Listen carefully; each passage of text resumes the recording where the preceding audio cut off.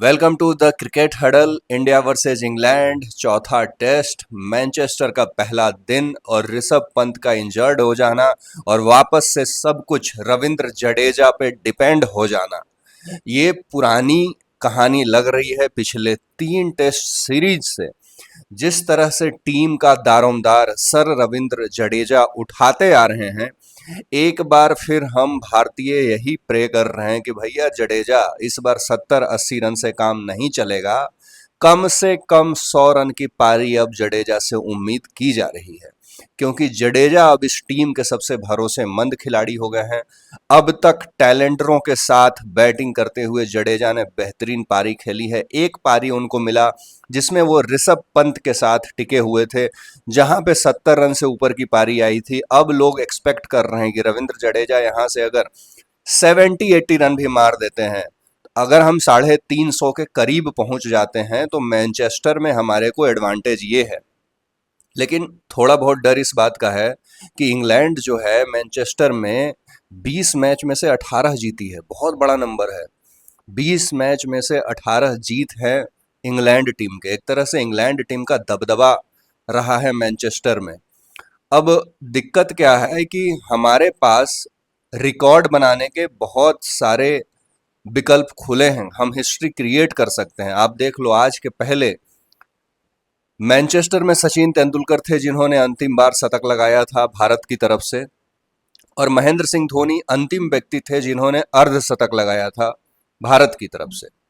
अब इस test match में 2 अर्धशतक आ गए हैं, यशस्वी जायसवाल के आ गए हैं, और साई सुदर्शन जिन्होंने करुण नायर को रिप्लेस किया है। और क्या बेहतरीन पारी खेली है। जो शॉट सिलेक्शन था उनका, लेट खेल रहे थे, बॉल को आने दे रहे थे, समझ के खेल रहे थे, देख के खेल रहे थे, और सिचुएशन पता था उनको कि करुण नायर को 8 साल के बाद मौका दिया गया था। करुण नायर वो मौका भुना नहीं पाए हैं, और साई सुदर्शन के पास बहुत बड़ा पल था टेस्ट क्रिकेट में अपने जगह को सही साबित करने के लिए, और बहुत बेहतरीन ढंग से खेला है भाई।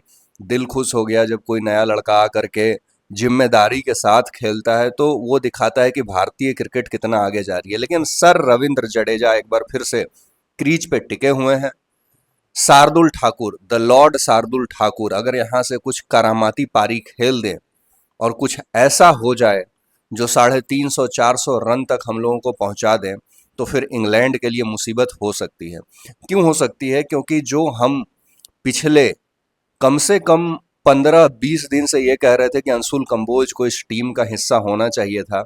गारंटी नहीं है कि वो सक्सेसफुल होंगे, लेकिन जिस तरह का बंदे का डोमेस्टिक सीजन गया है, जिस तरह से उन्होंने 10 विकेट हॉल लिया है, और जिस तरह से आईपीएल सीजन भी अच्छा किया, इसके बाद इंडिया ए के लिए बुलाया गया, इंग्लैंड ए के अगेंस्ट में शानदार प्रदर्शन किया, तो हमें भी ऐसा लग रहा था कि भाई जगह बनती है। खास करके बॉलिंग डिपार्टमेंट में जब आप मोहम्मद शमी को लेकर के नहीं गए हो, प्रसिद्ध कृष्णा बहुत ज़्यादा एक्सपेंसिव साबित हो रहे हैं, आकाशदीप इंजर्ड हो गए हैं, और आकाशदीप के इंजरी से पहले ही हम ये सवाल उठा रहे थे। तो फाइनली कंबोज का डेब्यू हो चुका है, कंबोज जी खेल रहे हैं। अब देखना ये होगा कि बॉलिंग किस अंदाज में करते हैं, क्योंकि अंशुल कंबोज, मोहम्मद सिराज और जसप्रीत बुमराह की जो बॉलिंग लाइनअप दिख रही है ना, उस उनके साथ आपको शार्दुल ठाकुर का मिक्सअप दिखेगा, फिर वॉशिंगटन सुंदर, रविंद्र जडेजा। तो कहीं ना कहीं हमारे पास बॉलिंग है, डरने की जरूरत नहीं है। 350-400 रन अगर हमने बोर्ड पे लगा दिए, तो इंग्लैंड के पसीने छुड़ा सकती है ये टीम। प्रॉपर काबिलियत है, और वो बॉलिंग अटैक हम ले करके गए हैं, और इस बॉलिंग अटैक पे मेरे को भरोसा दिख रहा है। ठीक है, तो अब सब कुछ ये है कि सर रविंद्र जडेजा पे ही घूम फिर के बात आ जाती है, चाहे वो पहला टेस्ट हो। टैलेंटर सारे आउट हो गए, सर जडेजा सेकंड पारी में खड़े रह गए। दूसरे टेस्ट मैच में भी जडेजा ने दोनों पारियों में अर्धशतक लगाया। तो रविंद्र जडेजा का ग्राफ लगातार बढ़ता जा रहा है एज ए बैट्समैन। तीसरे टेस्ट पारी में जिस अंदाज में रविंद्र जडेजा ने फाइट करी लॉर्ड्स में मोहम्मद सिराज और जसप्रीत बुमराह के साथ मिलकर, पूरी दुनिया ने, पूरी इंग्लैंड क्रिकेट ने वो तारीफ की। तो अब कुल मिला के सब कुछ सर जडेजा द वॉरियर पे है। मैं वॉरियर उनको बोलता हूं क्योंकि जब जब टीम मुसीबत में रही है, जब जब भारत मुसीबत में रहा है, जब जब चेन्नई सुपर किंग मुसीबत में रहा है, जब जब हम टेस्ट में पीछे लगे हैं, वो ड्यू क्रेडिट इस बंदे को कभी मिलता नहीं है। लेकिन हमेशा टीम इंडिया का सबसे भरोसेमंद सिपाही बनकर रविंद्र जडेजा ही खड़ा रहता है।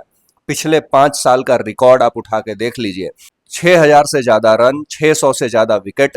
तो मुझे लगता है कि इससे बड़ी उपलब्धि एज ए ऑलराउंडर किसी की नहीं हो सकती। भारत में तो ऐसे ऑलराउंडर नहीं पैदा हुए थे। कपिल देव से भी आगे निकल गए हैं सर रविंद्र जडेजा, अगर देखा जाए तो तीनों फॉर्मेट मिला करके।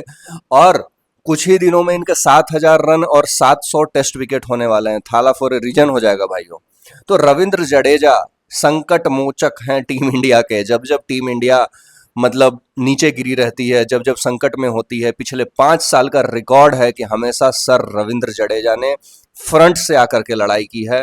अपना राजपूती तलवार अब वापस से निकालने का टाइम आ गया है। 100 रन की पारी यहां से एक्सपेक्ट कर रही है टीम।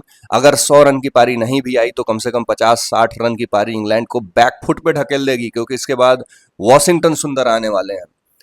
तो hope for the best guys. आज मैच देखते हैं, एंजॉय करते हैं, और फिर मैच के बाद लाइव सेशन आपके साथ जुड़ेंगे। तब तक के लिए धन्यवाद। चैनल को लाइक शेयर सब्सक्राइब जरूर कर दीजिए। जय हिंद, जय भारत।